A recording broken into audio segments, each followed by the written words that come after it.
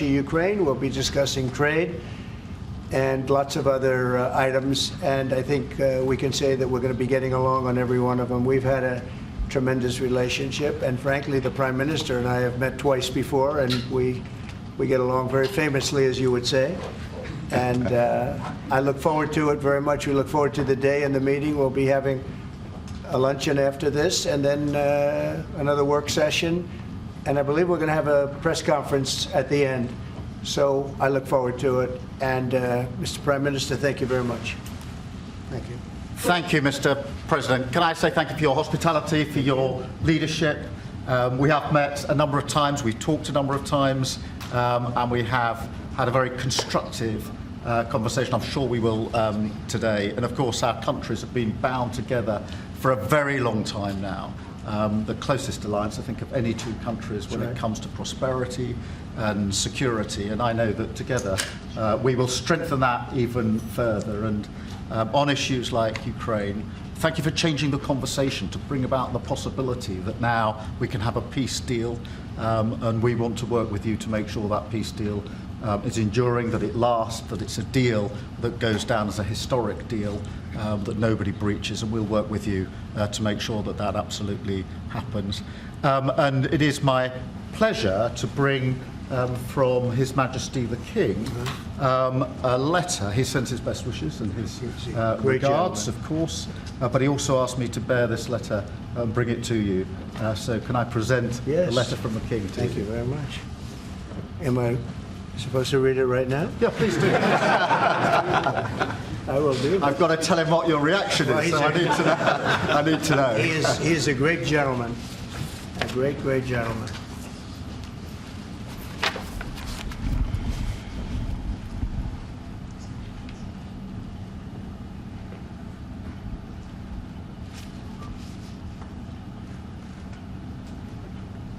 Oh, that's well. Well, that is really nice. I must make sure his signature's on that. Otherwise, it's not quite as meaningful. It is, and that's quite a signature, isn't it? Beautiful. He's a beautiful man, a wonderful man, and we appreciate it. I've known him, gotten to know him very well, actually. Yeah. First term and now second term. Perhaps you'd like to say what that very important paragraph. Yes, so this is a letter from His Majesty the King. It's an invitation for a second state visit.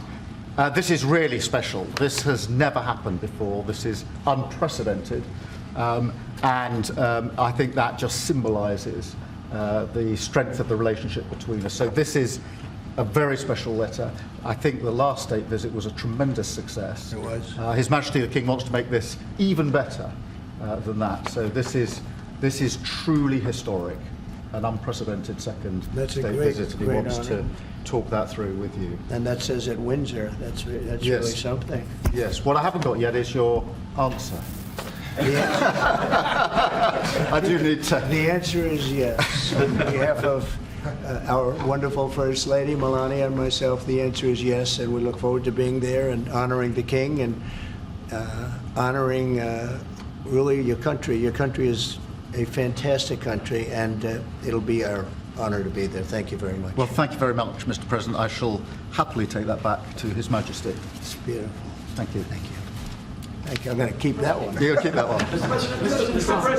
President Trump, Andrew and Tristan Tate landed in Florida today on a private jet after being released from custody in Romania. They are accused rapists, human traffickers, not thought of as good people in many circles. Did your administration pressure the Romanian government to release them, and if so, why? I know nothing about that. I don't know. You're saying he's on a plane right now? He's back. They already did. Yeah, I just know nothing about it. We'll check it out. We'll let you know. I do. Look, obviously this involves, there's an English element here, so obviously it's important that justice is done, and human trafficking is obviously, to my mind, a security risk, and so we'll catch up with the story in due course. You're aware? Are you aware? Mr. President, on veterans. I didn't know anything about it. Yeah. Mr. President, on veterans make up 30% of the federal workforce. Are you tracking how many veterans have been fired so far? Yes, we are. Do you want Doge to We are, avoid this? and we take good care of our veterans, so we're watching that very carefully, and we hope it's going to be as small a number as possible. But we are having great success in slimming down our government. It's been really very successful, and some took payouts and buyouts, and others took other things, and some people we're finding out don't even exist. We're finding that we have a lot of people that don't exist, that people thought that did. We will be making a statement on that, but we're taking care of our veterans. We love our veterans. We're going to take good care of them. Okay, please. Mr. President, could you be persuaded, as part of a peace settlement in Ukraine, to provide air cover, a backstop security position to the contributions that Europe might make as well? Well, so President Zelensky's coming to see me on Friday morning, and we're going to be signing really a very important agreement for both sides, because it's really going to get us into that country. We'll be working there. We'll have a lot of people working there. And so in that sense, it's very good. It's a backstop, you could say. I don't think anybody's going to play around if we're there with a lot of workers and having to do with rare earths and other things, which we need for our country. And we appreciate it very much. And I look forward to seeing him. We'll be talking about it, and we'll also be talking about that today with the Prime Minister. Yeah, I mean, as you know, we've already indicated that we'll play our full part in making sure that any deal, if there is one, and I hope there is, and I think this is a historic moment to make sure it's a lasting deal, and we're about to have a discussion about how we can make that work. But I have to say this, as I said yesterday, you know, you're talking about a peacekeeping force. We have to make a deal first. Right now, we don't have a deal. We have Russia, we have Ukraine. I think we're very well advanced. I think Russia has been acting very well. We have Representatives Steve Witkoff and Scott and Marco and JD. We're all involved, every one of us, and a lot more. But I think we're very well advanced on a deal, but we have not made a deal yet. So I don't like to talk about peacekeeping until we have a deal. I like to get things done. I don't want to give it the bad luck sign. We don't want to do that. But we've had very good talks with Russia, and we've had very good talks, as you know, with Ukraine. Yes, sir. Mr. President, does the Prime Minister have to choose a closer relationship with the EU as he is seeking and a good trade relationship with you? Which one should he go for? Well, I think we have just a great relationship. We actually had a good relationship before. We've met a couple of times, and I'm very impressed with him. I'm very impressed with his wife, I must say. She's a beautiful, great woman. And I second that. I said you're very lucky. He's very lucky. And no, we've had a very good relationship. Are you worried about Britain potentially undoing some of the benefits of Brexit by seeking a closer tie with the EU, who you said was set up to screw No, I don't the worry about that. United States? I thought, you know, frankly, what they did was the right thing at the time, and I think that'll probably prove out over the centuries. You know, you have a long time to go, but I think I predicted that was going to happen, and it did happen, and it'll work itself out. I think it's already worked itself out. Yes. Mr. President, can I ask on Chagos, Mr. President? Keir Starmer has signed a deal to give away the Chagos Islands to Mauritius. Will you approve that deal? Well, we're going to have some discussions about that very soon, and I have a feeling it's going to work out very well. They're talking about a very long-term, powerful lease, a very strong lease, about 140 years, actually.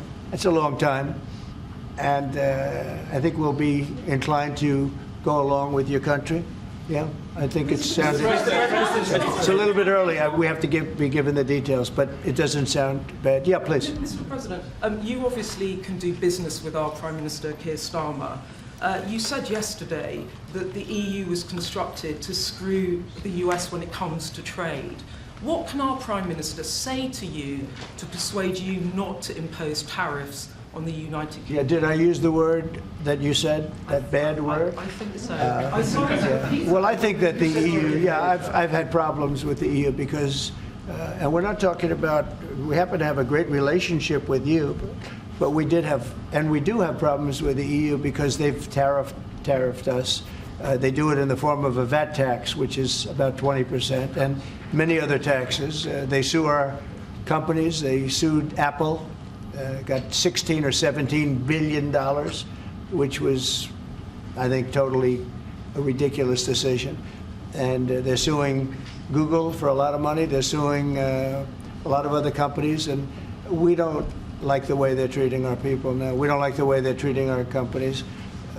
They sell us cars. We don't sell them cars. They don't take our cars. They don't take much of our agriculture. And we have a deficit with them of about $350 billion. So I wouldn't say it's been such a great relationship personally, but other people did because it's politically correct to say that it's been good, but it hasn't been good. And we're going to change that. And we are going to have reciprocal tariffs. We're not going to have tariffs. We're going to have reciprocal. Whatever they charge us, we're going to charge them, which for many years, foolishly, I would have done that, but then all of a sudden we had COVID and we had other things to think about. So it took me a little while to get that on. But we had, in my first 4 years, we had the greatest economy in the history of, I think, the world, but certainly in the history of our country. I think we're going to have that again. But the EU was very, very tough on us from the standpoint of trade. Then you could take it a step further and go into NATO, and that was a very tough situation for us. I mean, that's been a very tough situation because we were paying a disproportionate share, and it wasn't good. So, as you know, they paid hundreds of billions of dollars after I got involved, and they evened it out a little bit, but not very much. And then if you look at the war, we're in for $300 billion plus, and they're in for $100 billion. They get their money back, and now we'll get our money back also. But under Biden, you wouldn't have done that. Biden did a terrible job, I have to say. I hate to say that about somebody that sat here just before me, but he did a terrible, terrible job. That war should have never happened, the war between Russia and Ukraine. Frankly, October 7th should have never happened. Israel, that should have never happened. What happened there should have never. Inflation should have never happened. Afghanistan should have never happened. The way they got out, not getting out, but the way they got out. So, but I can say that as far as we're here for a different reason, we're talking about a very different place. And this is some place that I have investments there. I own Turnberry, I own Aberdeen, and I own a great place called Doonbeg in Ireland. So, you know, I have a great warm spot for your country. And our trade, obviously, is fair and balanced, and in fact, you've got a bit of a surplus, so we're in a different position there. And obviously, we contributed hugely in relation to Ukraine, and taken together with Europe, there's about 50% It'll of what's work, gone yeah. in. It'll work. It's going to work. Thank you. So does that mean there won't be any sanctions on the UK then? We'll have to take a look. I mean, we're going to have a good discussion today, and we have some very talented people on the other side, and we have some people that probably aren't as talented as them, but they're pretty good. Marco, what do you think? Our people are pretty good. And no, we're going to have a good discussion, and we'll be talking about that. Mr. President, I just wanted to ask, Mr. Starmer, the Prime Minister has said that he believes that Vladimir Putin would be at risk of invading Ukraine again without a sufficient backstop. Do you think that Vladimir Putin would be likely to invade again in the event of a peace deal? I don't think so. I think when we have a deal, it's going to be the deal. I don't think if I didn't win the election, I don't think we'd be even talking to Putin right now or anybody else. I think it would just, you know, I don't know if you're looking at the stats, but thousands of people are being killed a week, soldiers mostly, because the towns have been destroyed. But thousands of soldiers. This was a very bad week, by the way. I get the stats. Several numbers. And you're talking about a human life. Number one, I want to see that, and it doesn't involve American soldiers, but it's Russian and Ukrainian soldiers, and I think I'm speaking for both. Yeah. Number one, we want to see that stop, and number two, I want to stop paying the kind of money that we're talking about. You know, we're helping, and we're helping NATO, but we're helping a lot, more than anybody else by far, and I want that to stop also. Mr. President, the European... Jeff, go ahead. Thank you, sir. You talked about trade tariffs this morning on your social media site. Just a question about China. 10% tariffs has already been implemented on China. Are you planning to do an additional 10 above the 10? This will be an additional 10 above. And is there, from the talks with Canada and Mexico so far, are you not seeing the progress that you wanted in order to extend that? I don't see it at all. No, not on drugs. We've done a great job. If you look at Tom Homan, he's been incredible, and Christie, they've done a great job in terms of the border. But the drugs continue to pour into our country, killing hundreds of thousands of people. We're losing substantially more than 100,000 people. I mean, dead. They're dead. The families are destroyed after that happens. So it's, you know, it's not just that. That's the ultimate, but the families are absolutely destroyed. The drugs come in through Mexico. They come, a lot of them, not all of them, but a lot of them come from China. And that's why we did that. It's 10 plus 10. In 10 case, plus 10 was there confusion on that? There was, sir, yeah. Okay, 10 plus 10. It's a second 10. And I think you're going to see, eventually you're going to see drugs stopping, because the country should not be allowing those drugs to come into the United States of America, and we're not going to allow it to happen.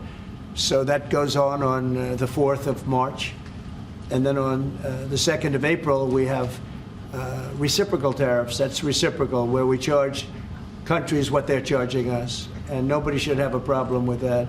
We have reciprocal, it's reciprocity. It's something that I think everybody I've spoken to said that's fair, and it is. If somebody charges us 25%, we charge them 25. If somebody charges us 10 or 15 or 30 or 70, we charge them an exact like amount. And it's pretty simple, but it's reciprocal tariffs, because the United States has been taken advantage of by many, many different countries, including our friends, friend and foe. And in many cases, our friends took bigger advantage of. When you talk about the EU, we're talking about the EU. The EU has been really very bad to us in terms of trade. And I'm a different kind of a president. I can't let that happen. Thank you. You said just now. Yeah, please, ma'am, go ahead. Mr. President, what would you be willing to do if Vladimir Putin did not stick to the terms of any deal on Ukraine? If he not what? If he did not stick to the terms of any deal on Ukraine, because he has a history of not sticking to his word when it comes to international agreements. I think he'll keep his word. I think I've spoken to him. I've known him for a long time now. You know, I've known him. We had to go through the Russian hoax together. That was not a good thing. It's not fair. That was a rigged deal, and had nothing to do with Russia. It was a rigged deal with inside the country, and they had to put up with that too. They put up with a lot. It wasn't just us. They had to put up with it, with a phony story that was made up. I've known him for a long time now, and I think he will. I don't believe he's going to violate his word. I don't think he'll be back when we make a deal. I think the deal's going to hold. Now they're going to have security. You're going to have security. Yep. You're going to have soldiers. I know France wants to be there. The president has said he wants to have soldiers there. I don't think we're going to even be necessary, but I don't think there'll be any problem with keeping the deal with the security. We're going to discuss that. You want to say something? No, I was just going to say, I mean, the deal, if we get it, is going to be hugely important. I don't think it would have happened if the space hadn't been created for it by yourself. But if there's a deal in, we've got to make sure it's a deal that lasts, that is not temporary, that lasts, and that's why we need to make sure that it's secure, and we've lent in and said we'll play our part, and we've talked and we will talk about how we work with yourself, Mr. President, to ensure that this deal is something which is not violated, because it's very important that if there is a deal, we keep it. And that will be, and I think I can say that will be the easy part. That's the part we look forward to, because putting security there, that's the part we all look forward to. That's easy. The difficult part is getting the deal made. So, Yep. But I think we've come a long way. Did you have something? Yeah, on a personal level. He's got such a nice face. Oh. He's smiling. But watch, he'll ask a total killer question. Those are the I've known ones. him a long time. They're the ones that get you. No, he looks like a nice On a guy. personal level, Mr. President, what do you get on most? What's your common ground with Sir Keir Starmer? Because you're both from different political backgrounds. It's true. I think I can say this because we've known each other now really for a little while. This is not our first meeting, as you know. He loves his country, and so do I. That's our common theme. He loves his country, and I love our country. And we also have two countries that have gotten along for the longest period of time. Right? Yeah. Number one ally on each side. And we have good. France and Australia, we have a lot of good ones. But we've had a long-time relationship, a long time, hundreds of years. And we like each other, frankly, and we like each other's country, and we love our country. And I think that's our common thread. Okay? Mr. President, the Europeans. Yeah, please. On tariffs, you just said with China. Who are you with? I'm with The Independent. Oh, that's good. It's on tariffs. You just said with China. Thank you. We charge them. We charge them as in we charge China, but the tariffs are paid eventually by American importers and consumers. No, they're not. No, I think they're paid for by the country. But, you know, look, we can get into that. I had I put a lot of tariffs on in my first term, and we made tremendous amounts of progress because of those tariffs. China paid us hundreds of billions of dollars, billions. We never had because they took advantage. And President Xi's a friend of mine, but he knows better than anybody took advantage of our country. He took advantage of presidents that didn't know what they were doing. And they expect them. They actually expect them. The smart countries expect them from me because they know me and they know our country. But they got away with murder for decades, and we just can't let that happen anymore. Behind you, please. That's very kind, Mr. President. It sounds as though one of you completely trusts President Putin and one of you doesn't trust him an inch. Have I got that right? And why do you trust him? Look, it's trust and verify. Let's call it that. And I think we both can be that way. You have to verify because you never know what's going to happen. I know a lot of people that you would say no chance that they would ever deceive you, and they're the worst people in the world. I know others that you would guarantee they would deceive you, and you know what? They're 100% honorable. So you never know what you're getting. No, I have confidence that if we make a deal, it's going to hold. Mr. President, on fentanyl, Mr. President, less than 1% of all fentanyl that comes into the U.S. is apprehended at the Canadian border. So why use fentanyl as a reason because they should be apprehending much more. They're only apprehending 1%. You're right about that. It's a little more than that. But they should be apprehending much more because a lot comes through Canada. And as Mexico gets stronger in terms of the border, it goes up to Canada. And a lot of drugs are coming in through Canada. We can't have that. Mr. President, yeah, go ahead, please, in the back. Is there anything you can say tomorrow to President Zelensky to reassure him that his country's war hasn't been in vain and its sovereignty is not going to be threatened by any deal with Russia? Well, he's coming. Perhaps he's already on his way. And we're going to be signing the deal together, probably in front of the media. And we're going to be having a good conversation. No, we want to work with him. President Zelensky, she said before, we want to work with him, and we will work with him. I think the president and I actually have had a very good relationship. It maybe got a little bit testy because we wanted to have a little bit of what the European nations had. They get their money back by giving money. We don't get the money back. Biden made a deal. He put in $350 billion. And I thought it was a very unfair situation. We're not getting all of ours. I mean, quite a bit of ours was gifted. It was given. There were some lends, but mainly it was gifted, actually. Mr. President, the Europeans want Ukraine to be part of NATO as part of this deal. Are you willing to budge on that at all, or is it a firm? Well, I could be very nice and say, oh, well, we'll work to it. Look, it's not going to happen. It's just not going to happen. That's what started this whole thing. Biden said that, and all of a sudden the gun started. That was one of the primary reasons it started. And this was long before President Putin. They never said it was an impossibility. So we can say, oh, gee, well, we'll try. But that's something that's just not going to happen. And then the other question I ask is about the land. Will you get your land back? Well, they've fought long and hard on the land, and you and I will be discussing that. And we're going to certainly try and get as much as we can back. But on the NATO, it's just not, that's not going to happen. Yeah, please. Mr. President, you talked about having common ground with Keir Starmer, but there are things you disagree on as well. You described Zelensky as a dictator. He describes President Putin as a dictator. Do you see that as a problem? The relationship between President Zelensky and President Putin is not a good one. You've noticed, right? It's not a good one. It's not a good relationship. And we're going to have to try and work something out.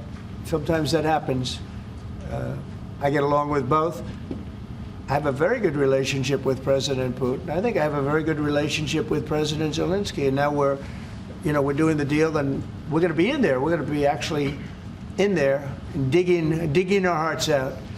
And hopefully, we need the rare earth, and we have some here, but we don't have enough.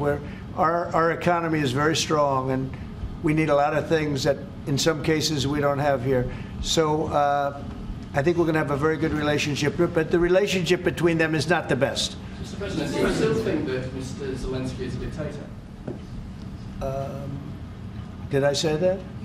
I can't believe I said that. Next question. Sir, will you be discussing AUKUS, sir? Yeah, please, go ahead. Yeah, sir. George Parker from the Financial Times. Can you see any situation where US forces could be deployed as a backstop in a peacekeeping operation in direct confrontation with Russian forces? Well, there is a backstop thing. You know, first you're going to have European countries because they're right there. We're very far away. We have an ocean between us. But we want to make sure it works. So I don't know when you say backstop, you mean a backstop psychologically or militarily or what? But we are a backstop because we'll be over there. We'll be working in the country.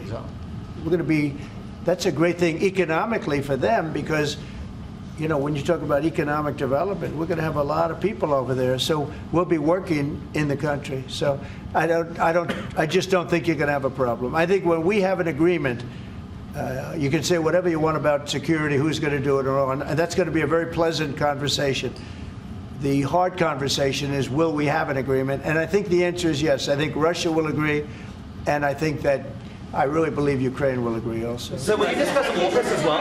Just to follow up on that, if British troops are in Ukraine keeping the peace and get attacked by Russia, will you come to their aid? If the British people are in Ukraine and they get attacked, If British soldiers are in Ukraine. you know, I've always found about the British, they don't need much help. They can take care of themselves very well. You know what? No, it sounds like it's evasive, but it's not evasive. You know, the British have been incredible soldiers, incredible military, and they can take care of themselves. But if they need help, I'll always be with the British, okay? I'll always be with them. But they don't need help. You look at their career. You have done very well over the years, haven't you? We have. I'm very proud of our country. And but we've also always been there backing each other up between our two countries. That is why this is the greatest alliance for prosperity and security I think the world has ever seen. Whenever necessary, we've absolutely backed each other up, and that's at the core. Could you take on Russia by yourselves? Well, all right, one or two more. Yes, ma'am. In his remarks at the Munich Security Conference, Vice President Vance condemned free speech violations in the UK, particularly. Could you respond? What is your message? I have an idea. We have the man right here. Come on. Let's go, JD. We're putting you on stage. Great. Yeah, look, I said what I said, which is that we do have, of course, a special relationship with our friends in the UK and also with some of our European allies. But we also know that there have been infringements on free speech that actually affect not just the British. Of course, what the British do in their own country is up to them, but also affect American technology companies and by extension American citizens. So that is something that we'll talk about today at lunch. We've had free speech for a very, very long time in the United Kingdom, and it will last for a very, very long time. Well, no, I mean, certainly we wouldn't want to reach across US citizens, and we don't, and that's absolutely right. But in relation to free speech in the UK, I'm very proud of our history there. Will you discuss AUKUS, though? Will you be discussing AUKUS with the Australians and the Brits? Will you be discussing AUKUS with the Prime Minister, sir? What does that mean? AUKUS, the Australia-US Defence Alliance. Yeah, well, we'll be discussing that. We've had another great relationship, and you have too, with Australia. Yeah. We've had a very good relationship with Australia, please. Mr. President, while we have the Vice President here, are you both disappointed that the AfD didn't come first in the German elections, given your previous support for them? No, whatever happens with Germany, look, the relationship has been very strong with Germany, but we'll have to see what happens. They have a lot of things going on right now. We'll have to see. No, I'm not disappointed about anything. If anything, you would say that the group that we would be most opposed to lost, but we got along with them also. We have a very good relationship with all groups in Germany.